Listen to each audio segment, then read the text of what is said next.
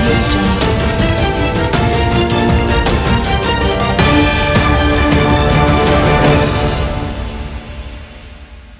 नमस्कार, आप देख रहे हैं ग्लोब न्यूज झारखंड। मैं हूं सीमा आपके साथ और आइए नजर डालते हैं आज के समाचारों पर।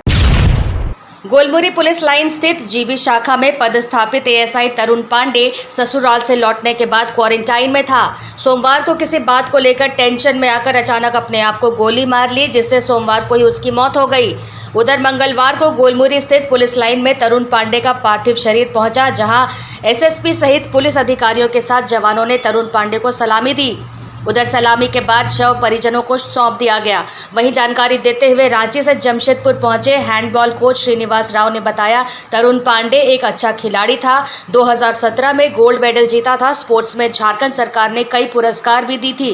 एक अच्छे स्वच्छ छवि के खिलाड़ी के चले जाने से खिलाड़ियों में मायूसी छा गई है। अगर डिस्टर्ब था जो था, अगर थोड़ा भी नॉलेज में रहता तो अच्छा हम लोग तो ये कर लेते। स्पोर्ट्समैन है, क्यों इतना कमज़ोर हुआ? खिलाड़ी तो कमज़ोर नहीं होता। हमारा सबसे बेस्ट खिलाड़ी था झारखंड पुलिस में, हैंडबॉल का सबसे बेस्ट खिलाड़ी था।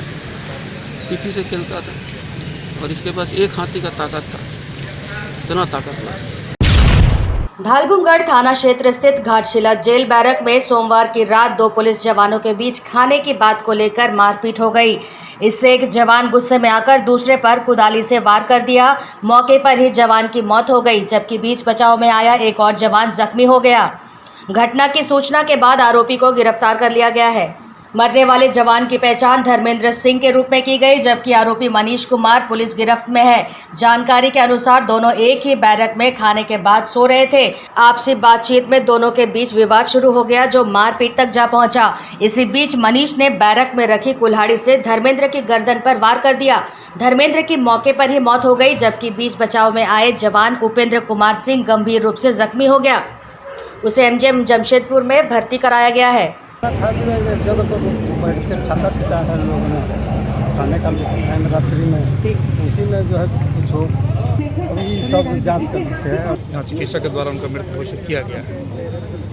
हम लोग के द्वारा तत्काल आरोपी सिपाही को जो है वो हिरासत में रखा गया है। पूछताछ उनकी की जा रही है। इस संदर्भ में प्राथमिकी भी अंकित करने की कार्रवाई चल रही है। एक आदमी घायल और है जो कि बीच बचाव करने के लिए गए थे। उनको चिकित्सीय जांच के लिए और उच्च चिकित्सा सुविधा देने के लिए हम लोग ने उनको एमजीएम रेफर करवाया है। एसपी ऑफिस में चक्कर लगा रहा यह व्यक्ति गोलमुरी थाना अंतर्गत न्यू केबल बस्ती का है।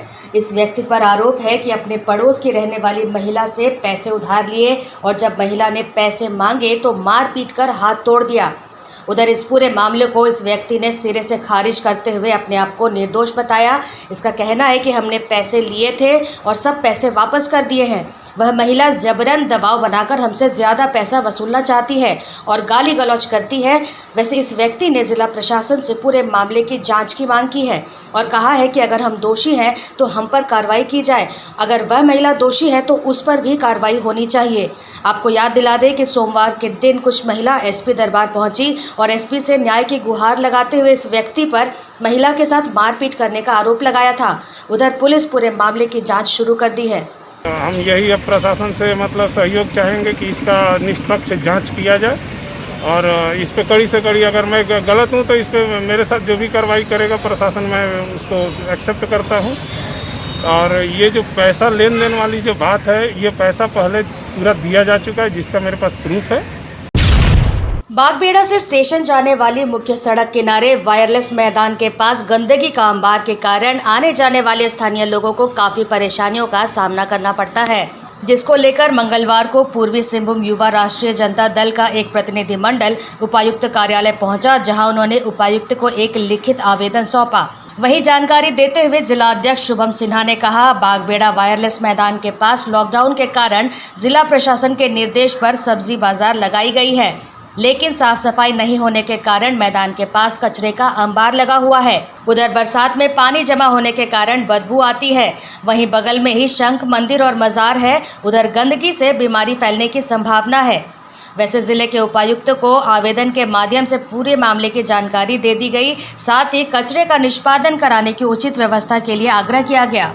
वहाँ पे दुर्गंध, कचड़े, मच्छर और भी कई सारी बीमारी तो नए बीमारी उत्पन्न ले रहे हैं और वहाँ पे आना जाना बिल्कुल असंभव हो गया है। कचड़े का एक बहुत बड़ा एक पहाड़ टाइप का वहाँ पे बन चुका है, जो कि अब आम पब्लिक को, आम जनता को बहुत ज़्यादा कष्टदायक कर रही है। हल्दी पोखर लॉकडाउन के मद्देनजर ग्रामीण क्षेत्रों में खासकर मजदूर वर्ग के लोगों को काफी परेशानी का सामना करना पड़ रहा है। वहीं उत्कर्ष स्मॉल फाइनेंस बैंक के एजेंट द्वारा घर घर जाकर महिलाओं से जबरदस्ती कलेक्शन किया जा रहा है। पैसा नहीं दे पाने की स्थिति में बैंक के एजेंट द्वारा सोना गहना बेचने पर दबाव दिया जा रहा है। साथ ही साथ पैसा नहीं दे पाने पर 2 से 3 घंटे महिलाओं के घर में एजेंट बैठ जाते हैं, जिसके कारण महिलाओं को काफ़ी परेशानी का सामना करना पड़ रहा है। आपको बता दें कि भारत फाइनेंस द्वारा पहले ही ग्रामीण क्षेत्र की महिलाओं को ज़रूरत से ज़्यादा ऋण देकर उन्हें ज़बरदस्ती घर संपत्ति, गाय बकरी बेचकर पैसा देने की बात की जा रही थी, जिसके कारण महिलाएं काफ़ी परेशानी का सामना कर रही थी। इस बीच अभी उत्कर्ष स्मॉल फाइनेंस बैंक द्वारा भी महिलाओं को ज़रूरत से ज़्यादा परेशान किया जा रहा है, जिसके कारण महिलाएं काफ़ी विचलित नज़र आ रही हैं। महिलाओं का कहना है कि लॉकडाउन के कारण काम धंधा पूरी तरह से ठप है। हम लोग पहले सही समय पर पैसे दे दिया करते थे, मगर लॉकडाउन होने के बाद काम धंधा पूरी तरह से बंद है। पैसा नहीं दे पाने के कारण महिलाओं को बैंक एजेंट प्रताड़ित कर रहे हैं। ब्रांच मैनेजर रुपेश कुमार का कहना है कि महिलाओं के ऊपर दबाव नहीं दे रहे हैं, पैसा देने वाले लोगों को परेशान नहीं कर रहे हैं। वहीं ग्रामीण महिलाएं काफ़ी परेशान नजर आ रही हैं। আগে কিস্তি আমরা ভালোই দিতেছিলাম, এখন আমরা পাচ্ছি না, তার জন্য কিস্তি দিতে পারছি না। স্যার এখন বলছে গাড়ি বিকো, গয়না বিকো, যাই বিকো, আমাদেরকে টাকা চাই। তো ঘরে বসে থাকি, ব্যাংকে ফোন করছি অফিসকে, ম্যানেজার ऐसे बोले पैसा नहीं जा। 3 घंटा हो गया बढ़ गया। हाँ तो पैसा देना होगा।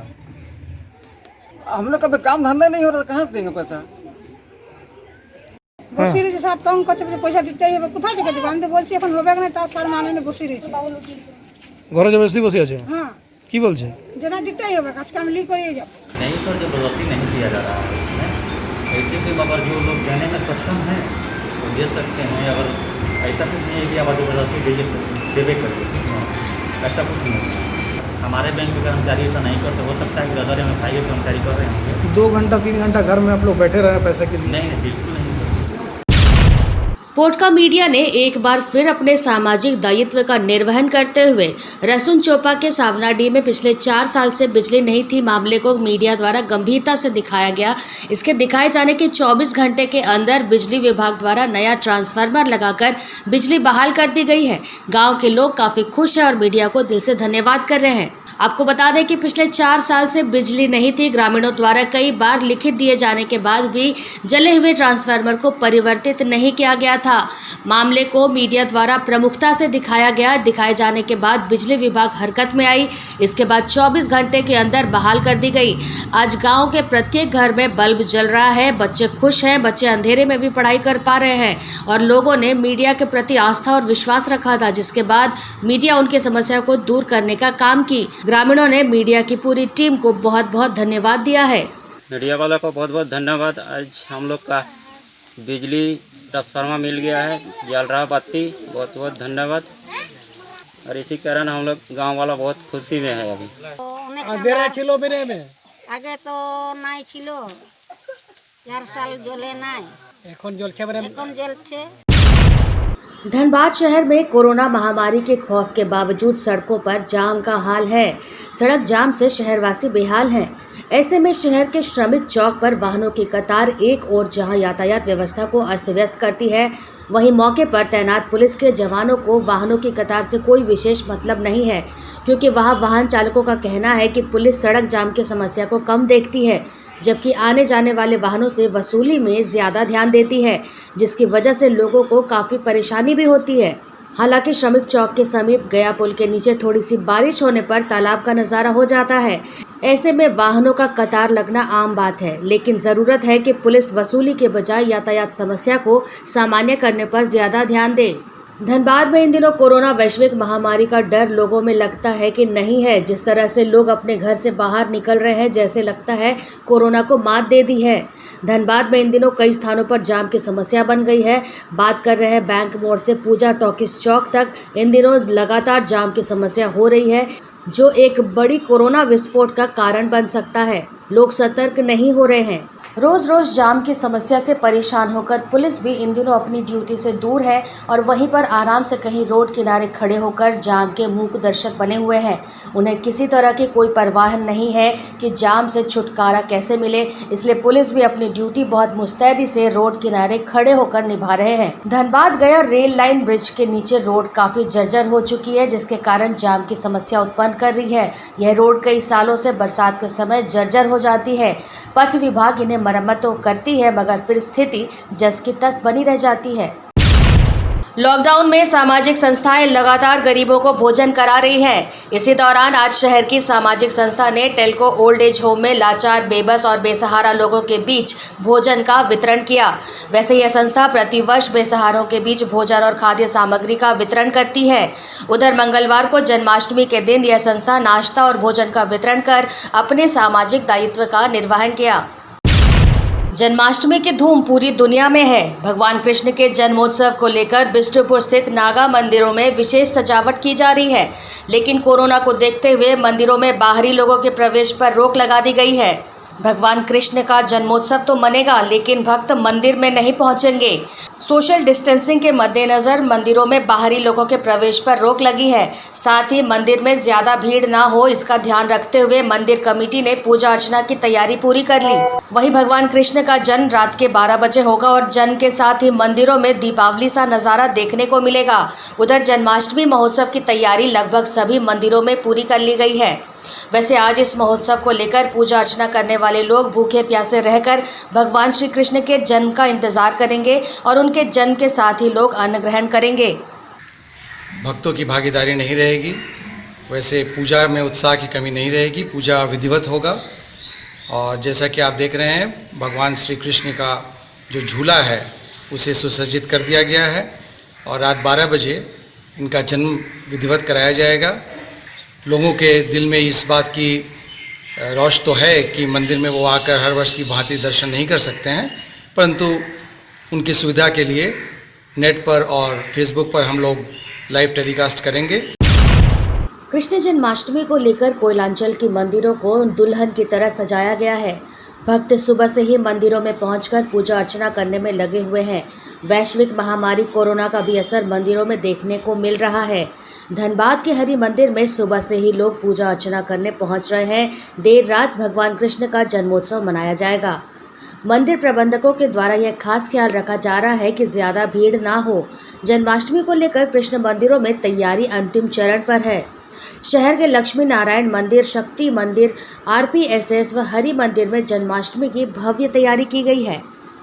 दिया जलाते हैं अपने बच्चे के नाम पर, जिसका जितना बेटा बेटी हो दिया जलाते हैं, बस इतना ही। और पालन करते हैं अष्टमी का। तो जितने आदमी आ रहा है थोड़ा मोड़ा, तो उसको सिस्टम में करके हम लोग इसका पूरा कर रहे हैं और अभी पूरा दिन भर चलेगा। शाम को रात को 12 बजे जिन कृष्ण भगवान का जन्मदिन होगा, उस टाइम विशेष पूजा आरती किया जाएगा।